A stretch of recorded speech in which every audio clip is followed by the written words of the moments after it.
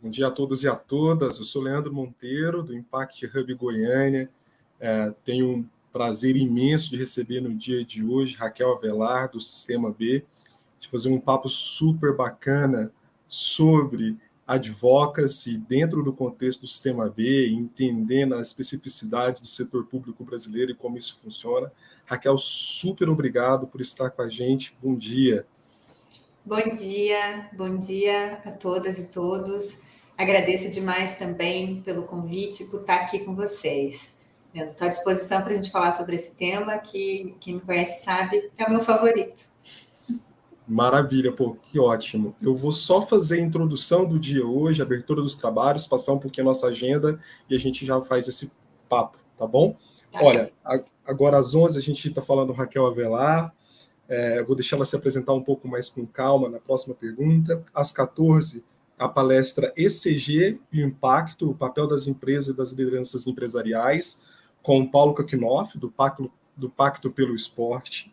Às 16 horas, vai ser um debate, Advocacy em Ação, Estratégias para Trazer Mudanças, com a Bia Barbosa, do Advocacy Hub, Leandro Machado, da Causa, Paula Jones, da ACT Promoção da Saúde, com a moderação da Thalita Ibrahim, do Advocacy Hub. Às 18 horas, o debate Justiça Climática, o Desafio do Clima, o seu impacto no modelo econômico e justiça social, com Igor Travassos, do Greenpeace, Nathalie Anderstel, do Instituto Talanoa, com a moderação da Tayane Galeno, do Instituto Alano. Bom, esse vai ser o nosso dia, você não pode ficar de fora, então fica ligado aí na nossa agenda, tá bom? Raquel, novamente obrigado por estar com a gente. Eu gostaria de ouvir um pouquinho, Raquel, da sua história, entender o que você tem feito, e você também trouxesse um pouquinho, dentro do espectro Advocacy, quais têm sido as suas principais ações. Tá joia. Bom, então, meu nome é Raquel, eu sou advogada, eu estou e tenho um escritório de advocacia, minha principal área de atuação é societário, operações societárias e estruturação de investimentos, de forma geral. Aí, em 2014, uma grande amiga minha, que na época estava morando na Alemanha, entrou em contato comigo porque ela estava fazendo, pelo escritório dela, um trabalho para o B-Lab. E ela me ligou e falou, a gente tem um grupo jurídico que está sendo formado no Brasil e a gente precisaria encontrar a participação de um advogado especialista em societário para traduzir para a jurisdição brasileira cláusulas B e as ações de incidência em política pública do movimento B como um todo.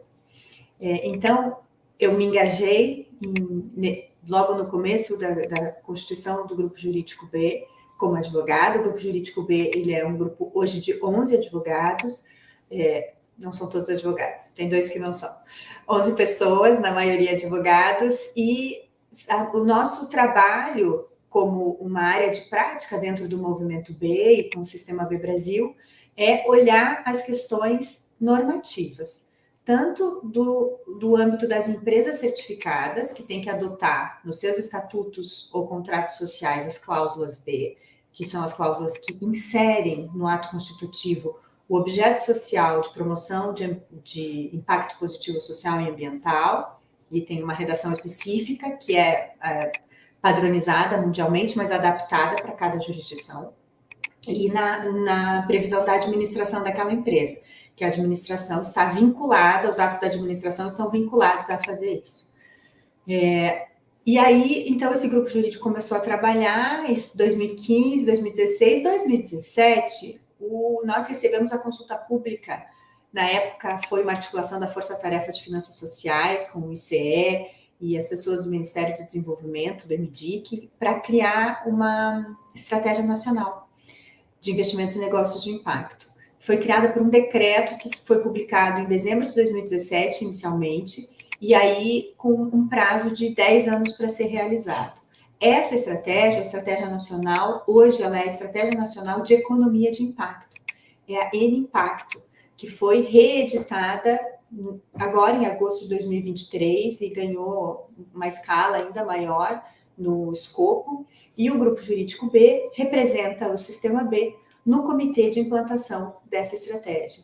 Então, o movimento B tem um olhar, desde o seu nascimento, para políticas públicas, porque é fundamental, se a gente quer ressignificar o sucesso na economia, que isso encontre instrumentos jurídicos adequados e remova eventuais barreiras que existem. Nos Estados Unidos, isso começou e foi aplicado pela criação das Benefit Corporations, em 2010. O primeiro estado foi o estado de Maryland a passar essa lei, e outros, mais de 40 já aderiram, e outros países também aderiram. Então, inclusive na América Latina, na Europa, na África. E a gente tem crescido essa necessidade, tanto do estudo, quanto de regras que institucionalizam isso que já existe na prática, né? Que é a economia de impacto. E por que isso é feito dessa forma? Eu não sei, Leandro, se eu estou me alongando na minha resposta, você me interrompe. A resposta está ótima, você pode continuar. Tá, mas por que eu queria toda vez que eu tenho oportunidade, como advogada e coordenadora do Grupo Jurídico B, a falar com um público mais amplo, que não seja só de advogados especificamente interessados nessa pauta, eu gosto de explicar, gosto de dar 2 passos para trás e explicar por que tem advogado olhando para isso, por que a gente tem projeto de lei olhando para isso. São 2 coisas que acontecem simultaneamente. Primeiro, você olha para o estado fático da economia e a gente identifica um movimento que se você olhar os ramos econômicos, você tem o primeiro setor como sendo o setor público, o segundo como o setor privado, então a iniciativa privada, e o terceiro setor, a filantropia.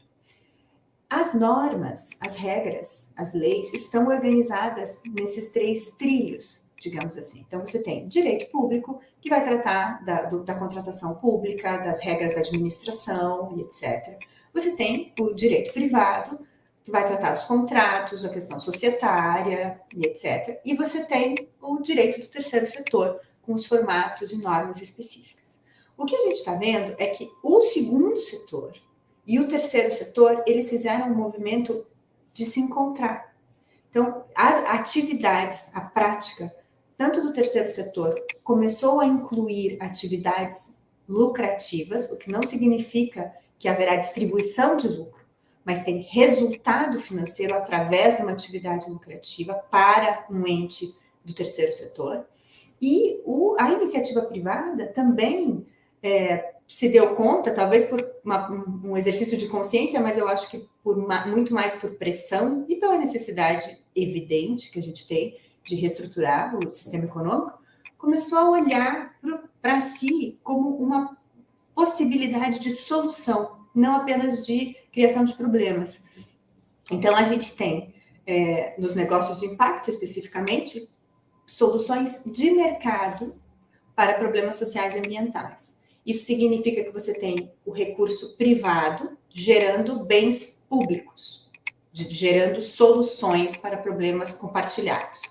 E essa interseção, segundo setor, terceiro setor, que foi chamado setor 2,5 em determinados momentos, juridicamente ela não está delimitada, porque o direito, ele olha, ou é uma coisa ou é outra. Não, mas as 2 coisas, elas começam a se misturar. E aí, qual que é o papel do direito nesse momento? Ele tem que preencher lacunas. Então, tem coisas que nunca foram escritas, e eu sou uma das principais defensoras de que os advogados precisam, às vezes, sair de um papel de limitadores dessas iniciativas e passar para um papel de realizadores de coisas que nunca foram feitas. O advogado tem um perfil talvez conservador por natureza e olha algumas iniciativas do universo de impacto e fala, não, isso aqui não cabe no modelo que eu tenho. Não, isso aqui ninguém nunca fez.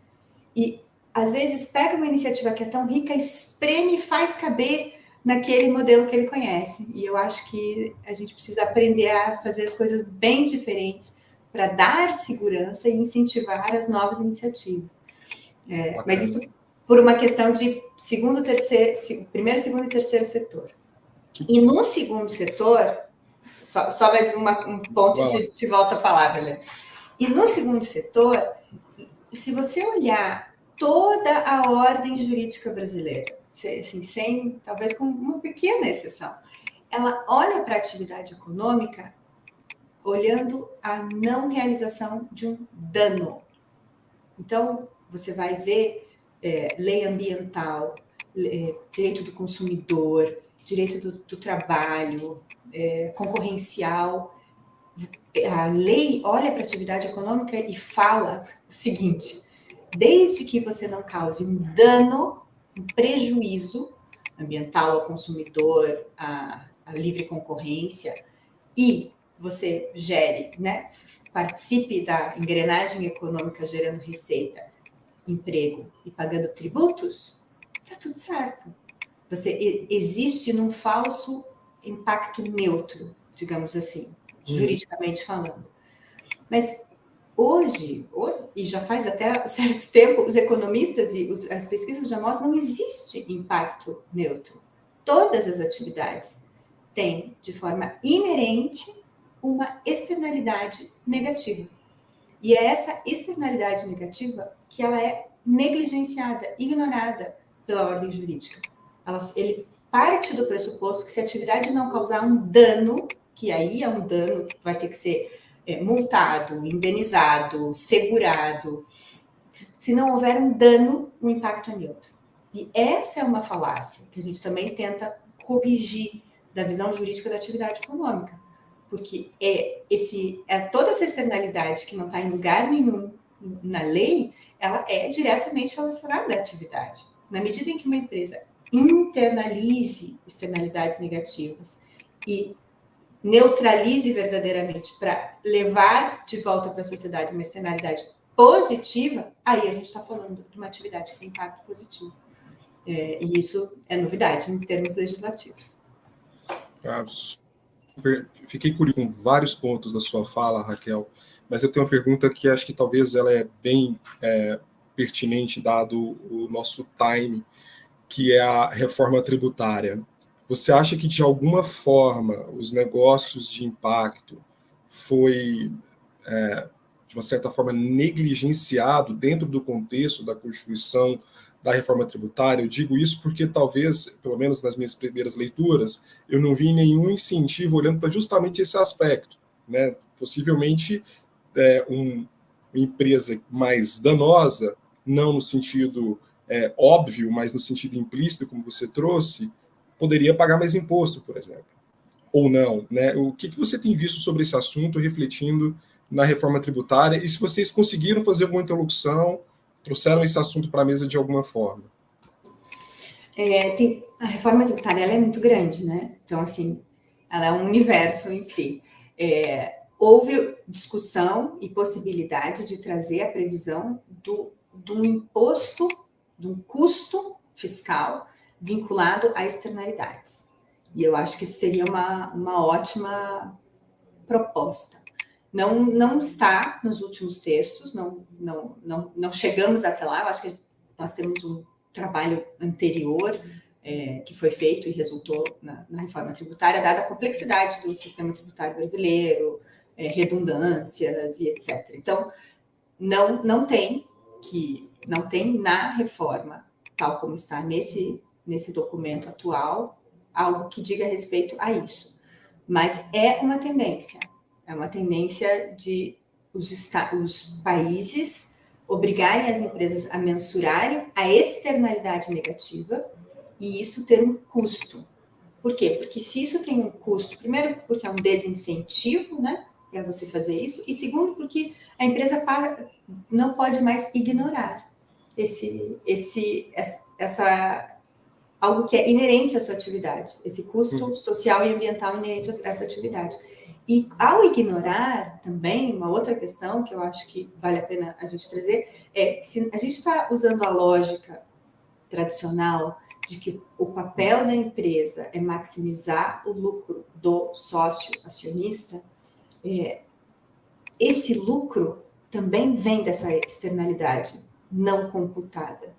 Então, se a gente está olhando para o tamanho do nosso problema, para os limites planetários que a gente já está ultrapassando em termos ambientais e do estrangulamento social que a gente vive. Eu gosto dessa visão porque eu gosto da Donut Economics, da Kate Raworth, em que ela entende que a atividade tem que acontecer dentro da donut, né? Dentro do círculo, em que você não extrapola o limite planetário, ambiental, e você não estrangula a sociedade que vai estar ali naquele sistema. E eu acho que a gente faz as duas coisas simultaneamente, em micro e macro, né? No pequeno e no grande. E você precificar essa externalidade negativa, que não é fácil, e eu acho que esse também é um dos nossos grandes novos espaços para desenvolvimento. A precificação, a mensuração, a padronização do reporte do impacto, né? São grandes iniciativas que estão acontecendo. Se a gente conseguir chegar nisso e a empresa conseguir computar, tributar, e o Estado pegar esse recurso também para aplicar na neutralidade real desse impacto negativo, a gente começa a dar passos maiores. Especialmente porque, se a gente olha a economia ela é uma grande coordenação. E aí, eu acho interessante a gente estar num fórum de advocacy, porque não é tudo que o Estado tem que participar, né? A gente também não é em todos os lugares que o Estado tem que participar. Ele tem que participar para dar essa coordenação coletiva no rumo correto. E não ficar ali resolvendo cada uma. Uma das nossas questões e discussões é que não é papel do Estado, por exemplo, dizer quem é e quem não é de impacto. Não vai ter alguém lá, um carimbo. Não, ela tem que fazer um relatório de impacto e publicar. Ela tem que ter isso previsto nos seus atos constitutivos. Ela tem que ter ferramentas. A gente tem que ter ferramentas. Então, como que eu sei que uma empresa é de impacto? Essa é uma questão super recorrente. Dizendo assim, olha, eu acho que eu não participo de uma conversa que não tem, mas e a fraude, o greenwashing, mas como que eu sei? Como que você sabe? Você tem que pegar os 3 últimos relatórios de impacto e avaliar. Avaliar o método, avaliar o que está acontecendo, avaliar a tomada de decisão da gestão. Como você faz em fraude contábil, por exemplo. Tem que pegar os números e olhar. Né? Não tem como... antes de você olhar, não tem como dizer se é ou não é verdadeira aquela informação. Né? Que bacana. Levando agora um pouco para o sistema B e da atuação dele no Brasil, eu queria entender como que vocês estão distribuídos geograficamente nas ações. Eu digo isso porque São Paulo sempre tem uma grande relevância, principalmente porque tem empresas que possivelmente já compreendem, já fazem parte do sistema B. Então, a pergunta ela é o seguinte: geograficamente, quando vocês estão defendendo alguma ação, defendendo alguma iniciativa, isso ainda precisa avançar, no sentido que precisa ter uma interlocução também com os municípios, também com os estados, algo que seja, como você disse, coordenado, não somente na esfera federal, não somente no legislativo federal, mas também nas outras câmaras e outras esferas do poder? Sim. Então, hoje, eu vou te falar, hoje a atividade do Grupo Jurídico B está muito vinculada à ação da Estratégia Nacional, porque foi o que, de certa forma, institucionalizou esse advocacy, e é uma estratégia paritária. Então, a composição do comitê é metade de órgãos públicos e metade de organizações da sociedade civil. Algo muito moderno, inclusive, em termos de políticas públicas. Então, como que isso está sendo feito agora? A Estratégia Nacional de Economia de Impacto, ela está organizada em 5 eixos, né, que está lá no decreto, inclusive tem um site, se vocês colocarem N-Impacto, MDIC, vocês conseguem todas as informações lá. Os 5 eixos são aumento do volume de capital para a economia de impacto, então para os negócios e investimentos, aumento do número de negócios, então número de empresas, número de iniciativas, número de projetos, efetivamente, fortalecimento das organizações intermediárias, parques tecnológicos, aceleradoras, que compõem esse ecossistema. O 4º eixo é macroambiente institucional e normativo favorável, e este é o eixo que é coliderado por mim e pelo Matias, do Ministério da Fazenda. E o 5º eixo é articulação interfederativa da Estratégia Nacional. Por quê? Porque em 2018, quando foi lançada e a gente começou a criar e começou a organizar os trabalhos da Estratégia Nacional, o Rio Grande do Norte foi um estado que viu essa iniciativa e quis replicar em âmbito estadual algo que espelhasse o que estava sendo feito no âmbito federal. E o Rio Grande do Norte foi o primeiro estado. Hoje já são 10, inclusive o Distrito Federal. Então, cada estado aprova uma política estadual que espelha a N-Impacto e vai aterrissando essas iniciativas no âmbito estadual e municipal, respondendo a sua pergunta. Em 2020, nós estávamos reativos a isso. Olha, mais um estado, aí revisava, buscava manter nomenclatura, terminologia, os mesmos eixos, para essas estratégias poderem conversar entre si. E aí, em 2020, fim de 19 foi antes da pandemia, a gente começou um projeto que é o Sistema Nacional de Economia de Impacto, que é o SIMPACTO. E esse sistema vai conectar todas as estratégias locais, estaduais e as municipais. Municipal a gente teve uma só, que foi aprovada por lei, mas ela ainda não foi implementada. Então, eu acho que vai ter possibilidades ainda para outros projetos e outras iniciativas municipais serem desenvolvidas. Mas o SIMPACTO, ele é exatamente essa aterrissagem territorial para alcançar o maior possível, para alcançar o país inteiro, né, gente? A meta lá é chegar em todos os estados da federação, porém de forma organizada. Então, se todas as estratégias estaduais conseguirem manter os mesmos eixos, comporem comitês locais paritários de organização pública e organização da sociedade civil e adequarem, evidentemente, as ações às suas necessidades e ao perfil e à sua jurisdição, a gente vai poder ter ação coordenada local, regional e nacional. E essas ações tanto vão poder surgir do local e escalarem para o federal, quanto surgir do federal e escalarem para o local. E fomentar esse ecossistema e organizar melhor iniciativas que muitas vezes estão esparsas. Então, em cada estado vai ter um comitê específico, um comitê de impacto do seu estado e daí da sua região. Inclusive, semana passada teve o fórum do SIMPACTO no Nordeste, que foi o primeiro que foi feito em Natal, porque o Rio Grande do Norte é pioneiro nessa iniciativa, e foi um sucesso. E a gente vai ter fóruns em todas as regiões e depois vai finalizar com o nacional. E aí a ideia no final ainda é que tudo isso vire uma tecnologia e a gente consiga num aplicativo, numa plataforma, acessar esses grupos de trabalho dos eixos estaduais, regionais e integrar as ações. Então é fundamental que se espalhe mesmo. Agora, pensando um pouquinho no seu eixo, né, de atuação no N-Impacto, de criar um ambiente macroinstitucional favorável, né, para negócios de impacto, para a economia de impacto, eu gostaria de ouvir de você quais diferenças existem entre os poderes. Estou falando do executivo, legislativo e judiciário. Assim. Se vocês conseguem fazer essa leitura de dificuldades, desafios, oportunidades para cada um, entendendo que cada um tem as suas particularidades, as suas especificidades, as suas ramificações, né? Então, por exemplo, a curiosidade que eu tenho, talvez uma segunda pergunta seria como que se faz isso no judiciário? Porque me parece que é um trabalho pedagógico também, né? Vocês trazerem conceitos novos, explicarem que, olha, o mundo atual não está mais dividido em 3 caixinhas. Tem algumas coisas aqui, setor primário, secundário, terciário, que a gente precisa entender um pouco melhor. Como que você tem feito isso? Tá. Bom, eu vou dar um passo para trás também.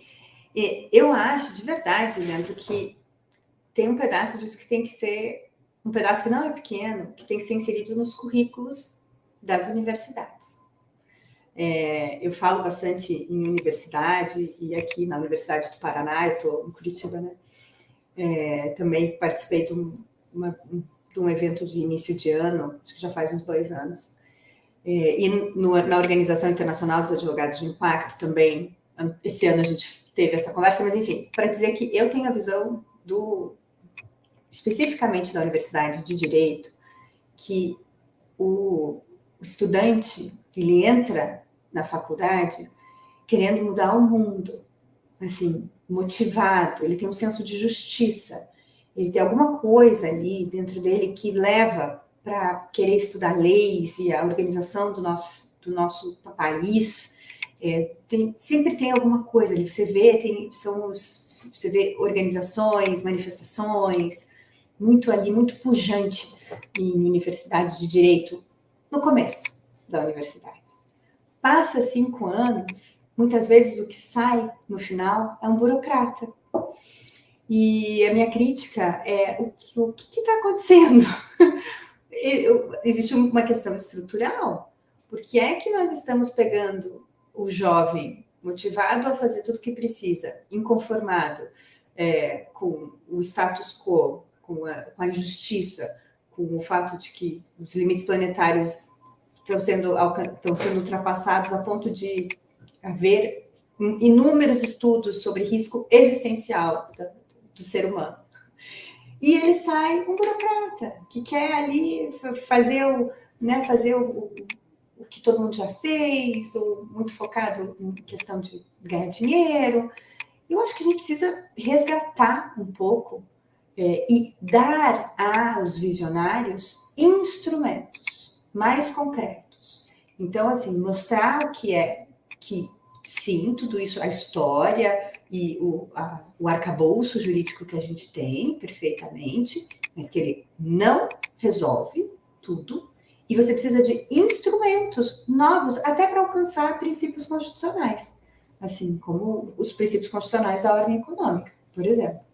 Então, eu acho que a gente tem que... a sua pergunta passa por uma reforma ou inclusão de novos temas. Desculpa. Vontade. Começa a falar, não para.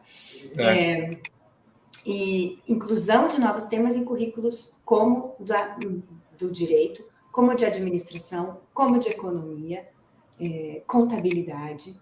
Então, enfim, existem muitos currículos que estão olhando para uma economia que não é a que atenderia as nossas necessidades no futuro.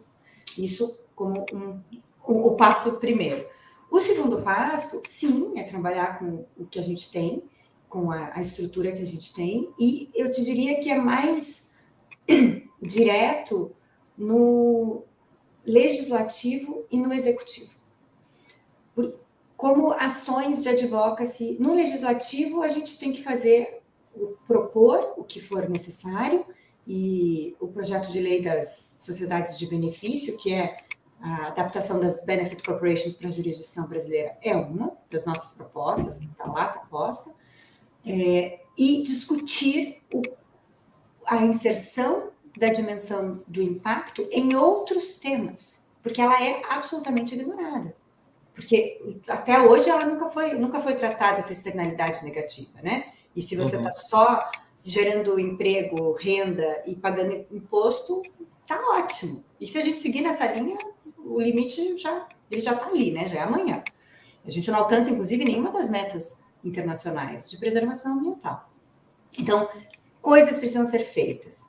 E eu acho que hoje, a estratégia nacional é um caminho. A gente tem projetos de lei e discussão com o legislativo sobre isso, e o executivo, ele tem o papel de direito público mesmo, de gestão, e ele tem instrumentos que podem ser usados para incentivar, mesmo compras públicas, por exemplo. A Secretaria de Gestão do Ministério do Planejamento, em 2020, editou uma portaria sobre governança em compras públicas e a gente conseguiu colocar negócios de impacto lá. Se o gestor público do executivo ele tem segurança jurídica para saber que as suas contas não vão ser questionadas em tribunal de contas, ou o caminho já está muito delineado, muito claro de como ele pode incentivar que o capital privado ofereça soluções sociais e ambientais, para ele, inclusive, na economia. Ele pode incluir isso no plano de governo. Mas essas ferramentas precisam estar disponíveis. E isso precisa ser desenvolvido, discutido, tratado, testado, prototipado. E existem exemplos mundo afora, assim, de como isso pode ser feito. E aí vai desde incentivo fiscal, para você incentivar determinada área, a compra pública direta, ao fomento, o recurso de fomento com juros inversamente proporcional ao impacto, por exemplo, e aí você elege um impacto, uma forma de mensurar e vai acompanhando o fomento para isso. Então, assim, o que a gente precisa é de desenvolvimento de novos instrumentos. E o que nós não temos é tudo pronto. Então, aqui está aqui a caixinha, a nova caixa de ferramentas, né? Joga fora a velha e traz a nova. Não tem, a gente precisa criar. E para criar, a gente tem que estar aberto a determinados riscos, discutir e conversar com o legislativo, o executivo e o judiciário. O judiciário, ele vai entrar, eu diria, nessa conversa por precedentes. Então, assim, a gente vai ter que ter discussões para criar jurisprudência, para dar base para uma nova visão em termos de julgamento de casos, efetivamente. Mas, antes de tudo isso, a gente tem que estar formando os novos profissionais com uma visão mais ampla, né? Sobre a economia, sobre o papel de cada um dos seus profissionais. E caso contrário, a minha sensação é que aí a gente anda para trás, assim, de verdade. Entendi. E eu gostaria de explorar com você também a questão da transparência, né? Entender, olhando para a filantropia, a gente sabe que o setor público avançou bastante com isso, com a lei da transparência, então a gente tem muitos dados públicos abertos, mas eu gostaria de entender com você a importância da transparência para corroborar a tese de impacto, tanto filantrópica quanto de negócios de impacto. Meu ponto é, a gente precisa avançar mais nessas questões, não somente na divulgação de relatórios, mas também mostrando questões organizacionais. Hoje a gente tem, por exemplo, uma série de organizações não governamentais no Brasil que publicam alguns relatórios, mas a gente não tem, possivelmente, a mesma abertura de dados e informações como a gente tem no setor público. Então, a pergunta ela é bem preliminar mesmo. A gente precisa ter uma abertura maior, e se a gente precisa ter uma abertura maior, como que a gente utiliza essa transparência para cada vez mais fortalecer o advocacy? Perfeito, ótimo. Sim, em primeiro lugar, sim, a gente precisa. Até porque culturalmente não é natural. Para o brasileiro, indivíduo, organização, essa cultura da transparência. A gente tem uma dificuldade, assim, e preocupações paralelas e tal. Então, eu acho que é fundamental. Como que a gente vai ver isso? Eu acho que em relatórios obrigatórios, periódicos, com validação crível, verificável. Então, assim, que a gente tenha o melhor relatório possível, ao menor custo possível, aberto ao maior número de pessoas possível, com uma periodicidade mínima obrigatória. Tá? Eu acho que esse é o ponto 1 de partida. Mas isso é uma visão de uma ação, uma visão de algo que a organização precisa fazer. Tá? Então, eu gosto também de dividir essas questões importantes no que é ação que a organização precisa fazer e tomar atitudes que ela precisa tomar, e outra que é estrutura. E aí eu acho que existe um espaço para a gente melhorar a transparência no momento em que a gente muda estruturas das organizações. E aí a gente também pode se questionar e até ter uma visão crítica, embora o Brasil tenha melhorado muito em questão de governança, mas o melhor que a gente pode ter é uma mulher em conselho. Me parece que ainda o Brasil é uma visão um pouco tímida das possibilidades estruturais de uma organização. Então, eu acho que a gente tem que olhar para a administração e tentar colocar dentro da estrutura da gestão algo que seja equilibrado com o interesse público que essa organização tem como missão. Seja do terceiro setor, seja da iniciativa privada, com fins lucrativos. E aí você começa a mexer não na prática final do que ela está obrigada e ela vai ter que fazer de qualquer jeito, mas na tomada de decisão, na qualificação da tomada de decisão.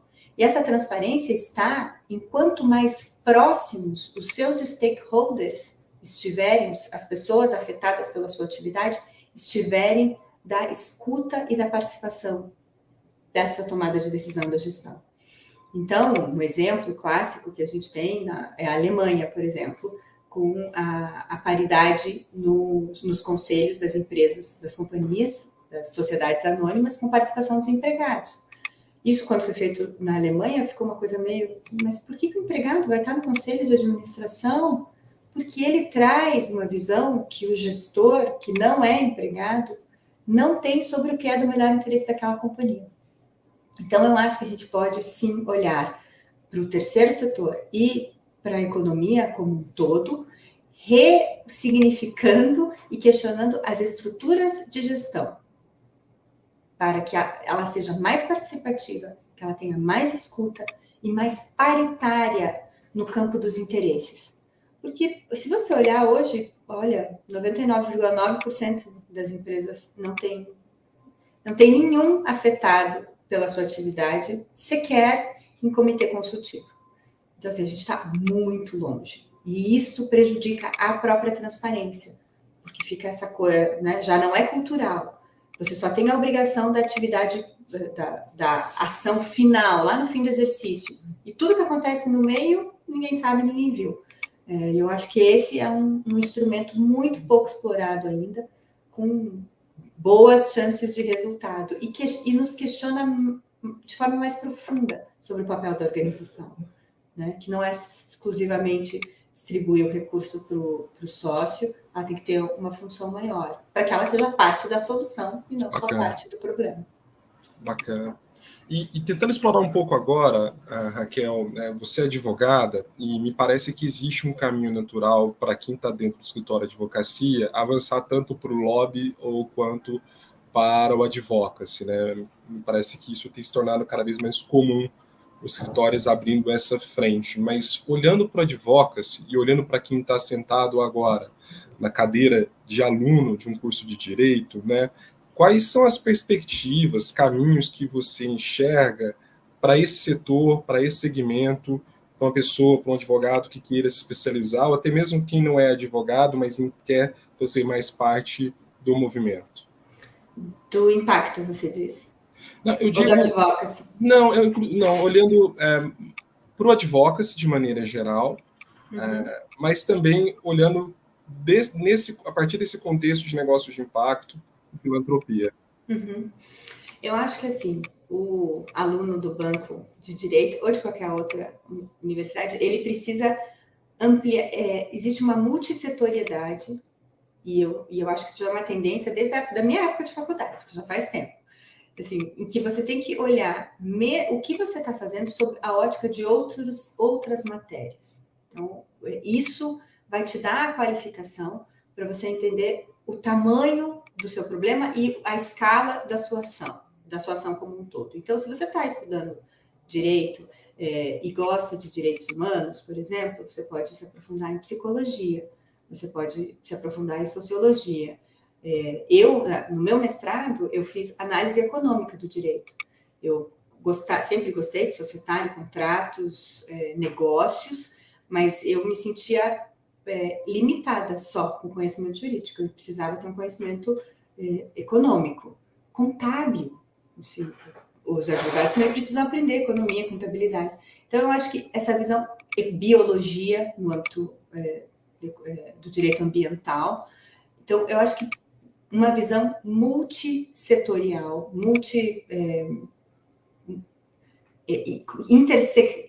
com as intersecções que existem e com mais assuntos agregados ao seu principal. Eu acho que esse em termos de campo de estudo. Depois, eu acho também que a gente precisa de engajamento, especialmente o profissional do direito. Se você olhar no Estatuto da OAB e tudo que os advogados aprendem, existem funções que são exclusivas do advogado, né? Defesa perante as cortes, etc. E existe uma coisa na advocacia que é o chamado munus público, que o advogado, por ter estudado, ele também tem um dever público inerente à sua formação e à sua profissão. E eu acho, o meu convite é que cada um encontre onde dar vazão a esse munus público. que pode ser no engajamento de advocacia pro bono, por exemplo, para quem não tem condições ou para uma causa. Pode ser em grupos de pesquisa, advocacy, articulação, como esses que a gente vai ter, que estão sendo criados pelo Simpacto no país inteiro. Pode ser como o Grupo Jurídico B, que é grupo de advogados vinculados ao Sistema B Brasil, que olha para as ações dos negócios e investimentos de impacto e coordena com o Movimento B mundial. Pode ser também com as associações de advogados. A internacional, que me referi, é a Global Alliance of Impact Lawyers. É a Aliança Global dos Advogados de Impacto que reuniu os latino-americanos, os norte-americanos, os europeus, Ásia-Pacífico e África. Então, ela é verdadeiramente global. E por que a gente fez isso? Primeiro, porque as ações estavam muito esparsas e até, assim, calendário de eventos estava começando a ter conflito, então a gente precisava se organizar mundo afora para isso.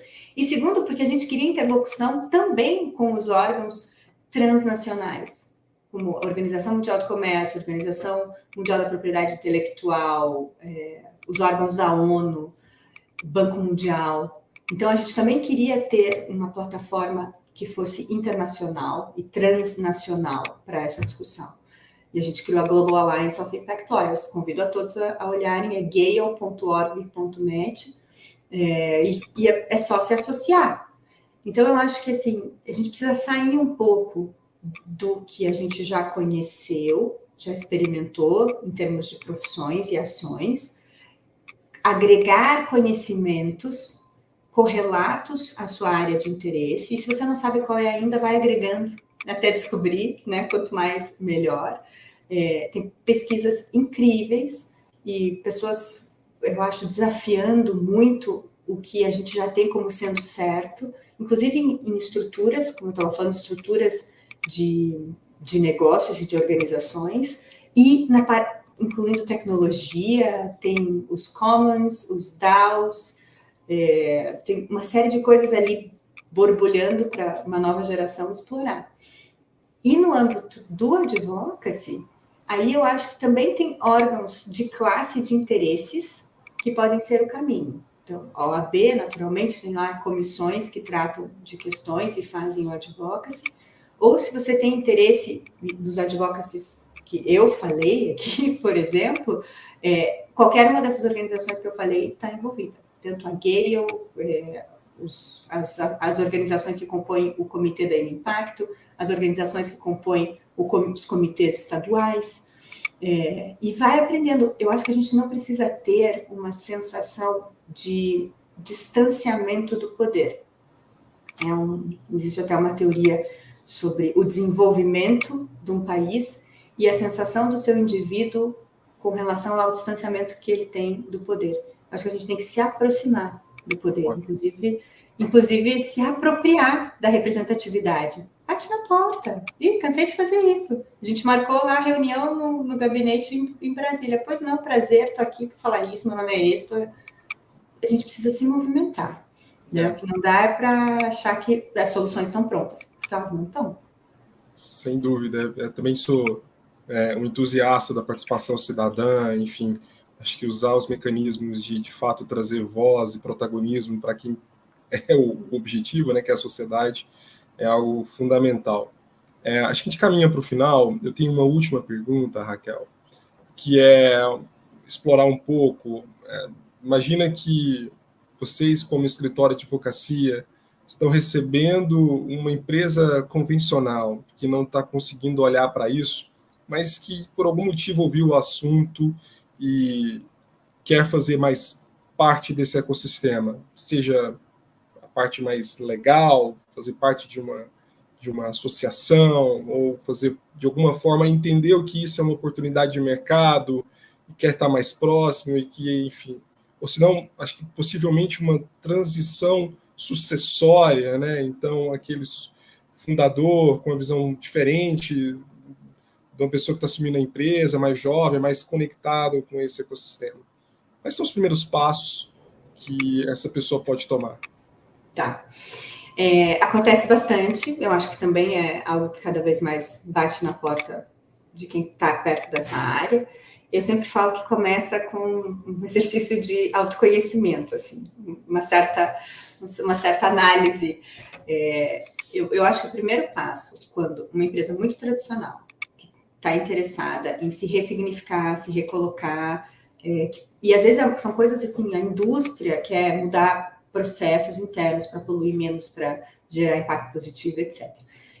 Antes de sair fazendo qualquer coisa, ela precisa olhar para si e fazer um diagnóstico, que vai, sim, começa por a aplicação de uma métrica de mensuração de impacto.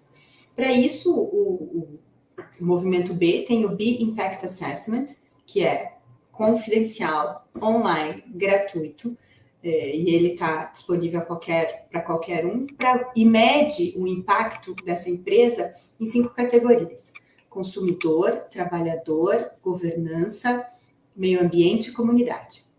E aí você vai receber uma nota, o Impact Assessment, ele tem uma nota que vai de 0 a 200. O mínimo para elegibilidade da certificação dessa empresa é 80. E eu acho que esse 80, ele já te dá um balizador ali de que, se você quiser a certificação, no mínimo você tem que ter 80. Mas o B Impact Assessment, ele é uma ferramenta de gestão. Na medida em que você vai respondendo as questões, você vai vendo oportunidades de melhoria. Não só porque você vai pontuar, mas porque outras empresas fizeram, testaram, e são coisas que mexem ali no resultado final do seu impacto. E uma pergunta modifica a outra, porque tem uma inteligência ali, se não me engano já está na 8ª versão. E eu acho também que tem uma versão conectada, tem sim, uma versão conectada com os objetivos do desenvolvimento sustentável. Então, você também pode ver em qual ADS a sua empresa pode atuar mais diretamente e eleger uma, né, que tem afinidade com a sua atividade. Então, assim, a ferramenta está ali, gratuita, online, confidencial, e eu incentivaria os gestores dessa empresa a aplicar com critério o B Impact Assessment e verificar onde que eles têm potencial de gerar impacto e aonde que não tem, e não tem ali, precisa ser melhorado. Outra coisa que eu recomendo muito é que seja feito um mapa dos stakeholders da sua atividade. E aí o mapa tem vários formatos e até coisas disponíveis na internet. Ele mostra quem são os afetados. E você pode fazer a pergunta até reversa. Se a minha empresa fechar hoje, quem que vai receber essa notícia? Quem que vai estar direto ou indiretamente envolvido, né? E aí você pode começar ali com o seu pequeno, né? O seu núcleo de empregados, prestadores de serviço, quem são os seus parceiros, até onde vai a sua empresa, e você vai abrindo esses círculos dos stakeholders. Se você conhece o seu impacto e mapeou os seus stakeholders, aí você vai olhar para como que o que disso está refletido na sua estrutura. Se você tem uma limitada com poucos sócios e um único diretor, significa que nada disso aqui conversa com o que a empresa faz de fato. Ela está muito, muito distante. E aí você tem que buscar as pontes para conectar. Pode ser uma competência dentro da gestão? Pode. Diretoria de impacto. Alguém que vai olhar para isso. Pode ser um comitê, que eu falei, dos stakeholders, alocado de forma consultiva dentro da estrutura da governança? Pode. Aí você faz um comitê de stakeholder, ele vai ser rotativo, ele vai estar vinculado com as ações do planejamento estratégico daquela empresa daquele ano ou daqueles 2 anos. E aí depois você muda, você vai conhecer se você não der voz aos seus stakeholders, não tem como adivinhar. E pode ter alguma noção, mas não tem como adivinhar. E mais ainda, se for uma empresa de estrutura grande, olharia sim mexer na composição de conselho de administração para colocar uma pessoa, não precisa ser uma pessoa, mexer na estrutura da tomada de decisão para ter representatividade maior dos stakeholders, dos trabalhadores, dos envolvidos, de uma organização especializada no que você quer fazer, como preservação ambiental, por exemplo, e isso tudo vai qualificando a tomada de decisão, e aí você vai conseguindo mexer sempre falo que parece que você tem que pegar o Titanic, assim, e mudar de direção, você consegue fazer essa manobra, mas não só a intenção não te leva lá. Você pode ter a melhor intenção, a melhor pessoa com a melhor intenção, muito indignada, sofrendo com as dores do mundo, que eu acho que todos estamos, inclusive nesses tempos de guerra e tudo, tá difícil, assim, a resiliência. Mas não, a melhor intenção não te leva lá. Você tem que descer da intenção para um instrumento, para uma ação, para uma estrutura, para uma periodicidade, correr riscos ou assumir novos riscos, entender, ampliar o seu campo de entendimento sobre isso, e aí você consegue fazer essa mudança, que na minha visão é absolutamente necessária e sem volta. Maravilha, Raquel. Olha, eu gostaria de ouvir suas considerações finais, mas desde já agradecê-la pela sua participação. Acho que a gente conseguiu variar bastante os assuntos, vários públicos, então quem se interessa por advocacy, impacto e que quer fazer mais parte desse ecossistema, essa entrevista foi um grande cartão de visitas, então obrigado por ter pedagogicamente trazido muita coisa para ajudar a gente a compreender melhor essa dinâmica, mas deixo a palavra com você e, novamente, obrigado. Eu que agradeço. Eu participei no ano passado também do fórum. Admiro muito o espaço que vocês criam para essas discussões e para a gente estar aqui trocando. Então, como últimas palavras, eu tenho, assim, gosto de praticar yoga e às vezes eu sinto que a gente carrega um pouco dentro de nós, especialmente no universo de impacto, que já é uma coisa que vem de um lugar de... A gente acabou de falar dessa dor do mundo.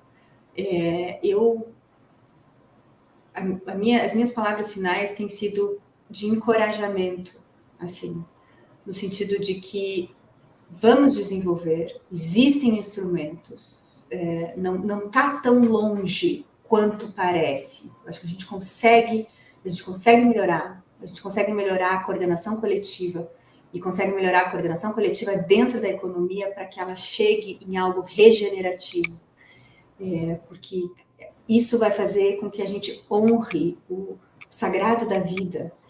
E eu, de alguma forma, eu sinto que a gente precisa incentivar as pessoas a não terem medo de fazer o bem. Não tenham medo de fazer o bem. E se você está numa organização que você não sente, ou que você sente esse medo, ou que você não sente o espaço, vai para outra. Encontre esse lugar. É o que a gente mais precisa. Então, os advogados que queiram se engajar, meus contatos são facilmente encontrados. Aí todo mundo do Hub tem, Daisy, etc. Eu estou super à disposição. Quem quiser saber mais da estratégia nacional e ações locais também, tem um grupo que faz isso, tem reuniões periódicas. Então, assim, se engajem e vamos ter a coragem de fazer esse bem de forma organizada e coletiva para que cada um tenha pelo menos a tranquilidade de que a energia que nos custa do trabalho, do tempo longe dos filhos, está aplicada em algo maior e melhor. E eu acho que esse é o melhor resultado, o melhor lucro que existe, não tem outro. Então, inspiradoras. Obrigada. Inspiradoras palavras, Raquel. A gente que agradece, super obrigado. Você que está aí acompanhando o fórum, às 14 horas a gente volta com a palestra SD, Impacto, o papel das empresas, das lideranças empresariais, com Paulo Kakinoff, do Pacto pelo Esporte. Então você não pode perder, às 14 horas a gente volta. Obrigado, Raquel. Um abraço a todos.